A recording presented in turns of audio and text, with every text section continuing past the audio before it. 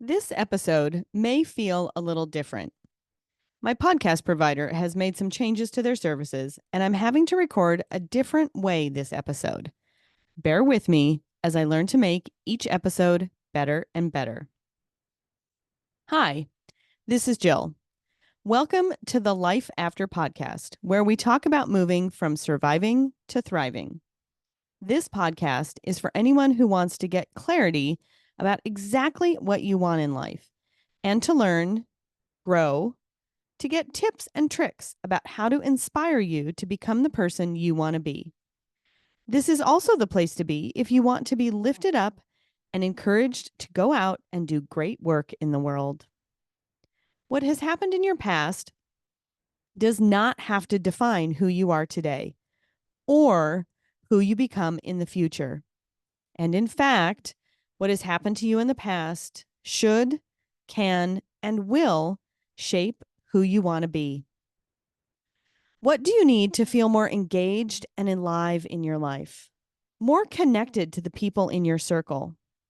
This is a community of those who are looking to improve our world in the way that is most meaningful to them. How we show up really matters. Bringing more service, kindness, and love into the world is vital right now.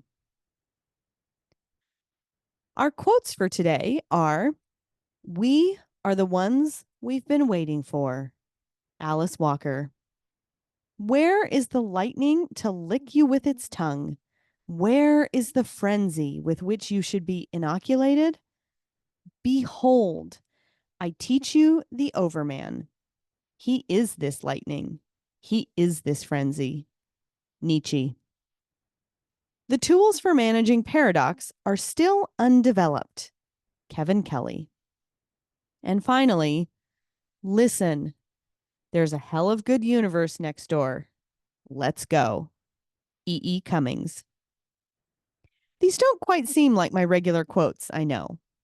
In this episode, we're going to talk about a book I consider really influential in my own personal development. While I read it a few years ago, I recently picked it up again and was reinvigorated. I wanted to share it with you and hope that you catch the fire, your own fire for what lights you up in your life, moving you closer and closer to living your purpose and fulfilling your dreams. There is so much content in this book that I'm going to break it up into 2 episodes. Rise of Superman by Stephen Kotler is one of the top 10 nonfiction books I've ever read. It changed the way I look at the world. It changed what I considered to be my personal limitations. It changed how I think about the world and my place in it. And I hope it does the same for you. What's most fascinating about this book is that I read it in my late 40s, a middle-aged woman living a very normal, unexciting suburban life. And yet, it captured my attention in a way that most things generally don't. And it's about extreme athletes, most of whom are young men in their teens or early 20s, maybe a few a little older. A demographic that couldn't be farther from my own. For those of you that may not know me as well, I am the biggest book nerd you'll ever meet. Really.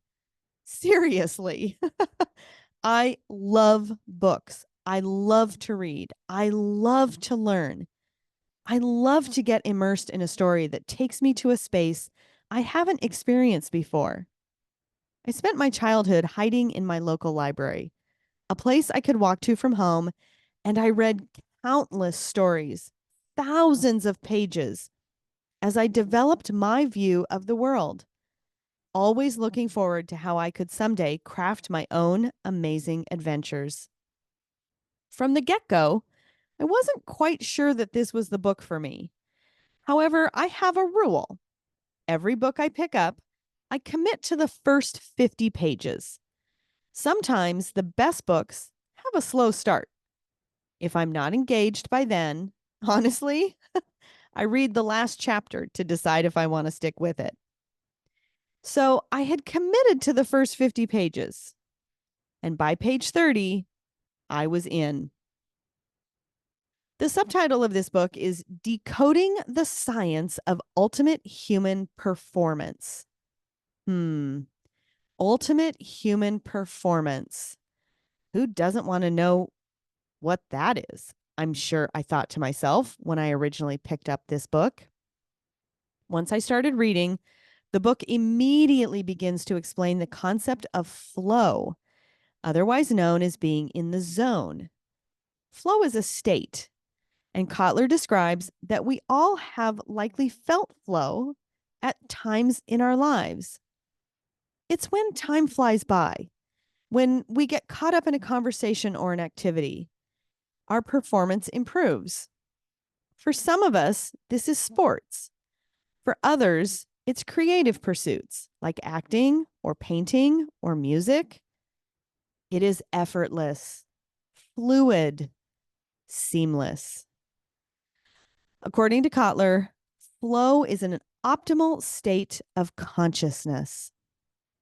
At page 30, Kotler explains that the godfather of flow, Mihai Csikszentmihalyi, say that 10 times fast, had identified 10 core components to reaching flow. Any of them sound familiar to you?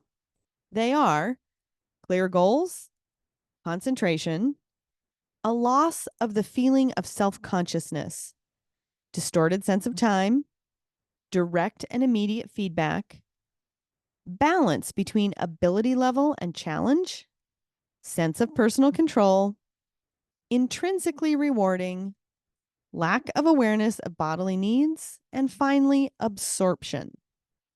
So ultimately, how does this apply to you?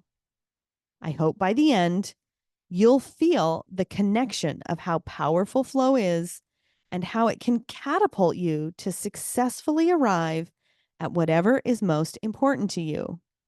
A dream, a goal, an ambition, how it can help you know what you want and then give you the motivation and momentum to keep going over, around, through any obstacles to get there. Let's go. In the preface, we learn the why of flow. What appears to be impossible is actually progressive. And then in the introduction, and why I thought this book might not be for me, is because it introduces these concepts as used by those participating in extreme adventure sports, where the participants have pushed further and faster than ever before in history, literally obliterating the bar over and over again. Which begs the question, where do our actual limits lie? Most of us really have no idea how deep our reservoir runs. No clear estimate of where our limits lie. Imagine what you could accomplish towards your dreams if you were willing to push a little harder, a little faster, a little deeper, to get closer to, and maybe even identify exactly where your personal limit lies. Anyone else intrigued by this? The way of flow is a rare and radical state of consciousness where the impossible becomes possible. In the book, psychologist William James says, quote, most people live in a very restricted circle of their potential being. They make use of a very small portion of their possible consciousness. End quote. Over time, and through several fields of study, we've learned that we can grow beyond our circle of potential. Remember how we're always talking about and keep coming back to again and again mindset? This book reminds us that mindset impacts emotion, which alters your biology, which increases your performance.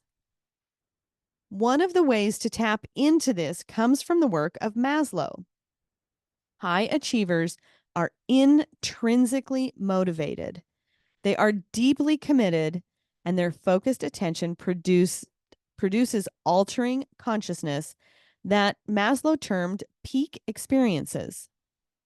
So, couple the power of mindset with your capacity to be intrinsically motivated based upon your passion or love of something, and the world, whatever world you want, becomes yours.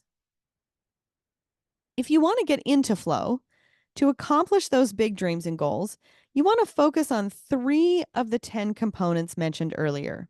They are having a clear goal, getting that immediate feedback, and the challenge to skill ratio.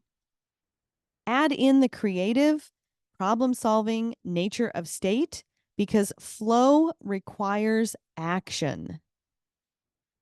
Now, one of the things I love about this book is that it is grounded in years of science and experts. So don't just assume these next part are for those who are more woo-woo-y people. When you read the book, you'll see the science. So much is happening in our brain when we move into a flow state, and parts of our brain get deactivated while other parts are activated. There are several types of brain waves that contribute to how we process what we are experiencing and contribute to our decision making and lateral thinking that allow us to get into, and more importantly, stay in a flow state. When we are in flow, we are resourceful, imaginative, and ingenious. The time spent there trains the brain to consistently think outside of the box. Most importantly, as we go through this technical stuff, the thing to capture from all of the science behind it is this. When you engage in challenges that are more than what you've ever done before, you feel like you've completed something. And these experiences will strengthen you for more situations and really encourage you to engage in other things that scare you. Any other runners out there? I've really been sidelined from running since I had back surgery about 3 years ago, and I miss it terribly. After reading this book, I really understood why. Because that thing we call runner's high is really a low-grade flow state. Being exhausted, like from the physical drain of a run, makes it easier to quiet the mind and get into the zone. Another key element of flow is that focus is the key to getting past your fear and everything else as well. Finally, when we are in flow, we experience that voice of intuition, the voice in our head that directs us, where we don't have to think, we can just follow it. Carl Jung defined this intuition as perception via the unconscious. Now, some of the benefits of flow are that as our focus tightens, the brain stops multitasking, giving us more attention and awareness, where we can gain sudden insights and more creative solutions in whatever we're doing. This makes total sense because I found that I was incredibly creative right after running. We talk about this a lot. What you focus on matters. And in flow, your focus can increase your spirituality. He uses the example in the book like a surfer who is at one with the wave, or it can increase your performance. Really depends on what you're looking for. Our voice, that intuition, is always communicating with us. It is a permanent feature of our standard brain function. Yet, we rarely hear it. It gets diluted and distorted. In flow, it's stronger and clearer. When you put all of these elements together, the voice comes through so clearly, and everything between you and the voice, including fear, which is grounded in self, time, and space, disappears. And then, what else becomes possible? Another part of the science of flow is the chemicals that are being released when we are in flow. There are really 2 defining characteristics of the chemicals that are produced. They are those feel-good chemicals and the performance-enhancing chemicals that they ultimately change our emotions, they alter our thoughts, and they fine-tune our reactions. So the chemicals in flow are listed as the following 5. The first is dopamine, which increases engagement, excitement, creativity, desire to investigate and make meaning out of the world, to push the envelope. Rewards exploratory behavior. It's a formidable skill booster. The next one is norepinephrine. This speeds up our heart rate, creates muscle tension and respiration. It triggers glucose for more energy, increases arousal, attention, neural efficiency, and emotional control. Then there's endorphins. This is our natural opiate, relieves pain and produces pleasure. It's 100 times more powerful than medical morphine. The fourth is anandamide, which elevates mood, relieves pain, dilates blood vessels and bronchial tubes, and amplifies lateral thinking. It inhibits our ability to feel fear, and it creates a space where we can be open, expansive, and empathetic. And the final chemical is serotonin, and this is released at the end of flow. It helps cope with adversity, and it's also known as the afterglow. Now, you might be thinking, why does all this matter? Why does it matter to understand what these chemicals do? And here's the public service announcement. Now, all of these statistics come from the book from 2014, so I recognize they aren't current.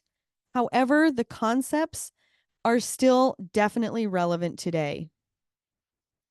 22% of the population has an illicit drug problem. 1 in 10 people take antidepressants. Prescription drugs are the #1 cause of accidental death. People are trying to achieve the same sensations flow produces naturally. And the real beauty is that flow doesn't sidetrack our life. It revitalizes it. So given all that science, what's next?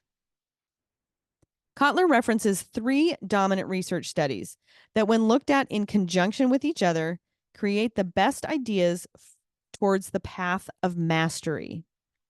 Now, the first is in the early 80s. Benjamin Bloom did a study about prodigies. He looked at, where does prodigious talent come from? Is it special individuals or special circumstances? His study shows that lots and lots of encouragement was needed. It seems the prodigies were made. While he was looking for exceptional kids, instead he found exceptional conditions. However, when you look at this whole process, often for the extreme athletes in this book and their sports, their conditions weren't always good. Now, then in the early 90s, Anders Ericsson looked at musicians and found that the difference between great musicians and world-class musicians was how hard they worked. Deliberate, structured practice with a rigorous, compliance-based approach to mastery. You may recognize this concept. It's that 10,000 hours concept that was made popular by Malcolm Gladwell, who's also one of my favorite authors. Finally, there's the 1972 research done by Walter Mischel about marshmallows and delayed gratification. If at 4 years old, you could wait and not eat the marshmallow in front of you, you would get 2 marshmallows as a reward. Now, those kids were interviewed 14 years later, and it was found that those that could wait were more self-confident, hardworking, and self-reliant, as well as could handle stress and tests better. Now, all of this stuff seems great, right? These 3 studies show you that when you get the conditions right, and you work really hard, and you possess the ability for delayed gratification, success is inevitable. Except The action adventure athletes in this book are, according to Kotler, impulsive pleasure junkies that often came from broken homes. They were the, he quotes, freaks and misfits. So I'm just saying, stay with me here. It's all going to link together. The next piece in the book talks about Philip Zimbardo, who is one of the most well-regarded psychologists of the 20th century, and he looked at two types of time perspective. The first is the present hedonist, and these would be the people who ate the marshmallows when they were 4. They live for the now. They are creative, spontaneous, open-minded, high-energy risk takers who play sports, have hobbies, make friends easily, and find lovers often. Their lives are fun-filled and fast-paced, which comes at a cost. Present hedonists also tend to act without anticipating consequences. They often don't learn from past failures and are unable to resist temptation. The attractions of sex, drugs, and rock and roll often derail their lives and are correlated with mental health problems, juvenile delinquency, crime, and addiction. They tend to have no desire to plan and no long-term vision. The second group that Zimbardo looked at was future-oriented. In dozens and dozens of studies, they outperform presence. They get better grades, have more education, are healthier, more optimistic, make more money, solve problems more consistently, are more mindful of morality, and can make the best of failure. They are the movers and shakers. However, future-oriented people burn out. They are stressed out workaholics who have high blood pressure, IBS, and an increased rate of heart attacks. Their sex lives disintegrate and their marriages fail. Zimbardo found that the healthiest, happiest, highest performers blend the best of both.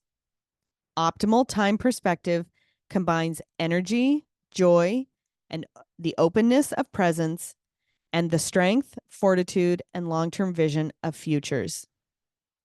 So how does this tie to flow? Well, flow reorients presence towards the future and futures toward the present. Flow is its own reward. It creates that really powerful intrinsic motivation we discussed at the beginning of the episode. Flow shows up when we're pushing ourselves to higher and higher levels of performance. It involves meeting challenges and developing skills, which leads to growth. In flow, we can escape forward from our current reality. You know how I'm always talking about possibilities? Flow carries delicious possibilities. It is aligned with our core passion and expressing that passion to the utmost. When we are doing what we most love, it transforms us into the best possible version of ourselves and hints at even greater future possibilities. Flow becomes the alternative path to mastery without the misery. It provides futures with the blissful release from all that endless striving. In looking at those studies again, we can reframe and realize that you don't need external encouragement to do what you love.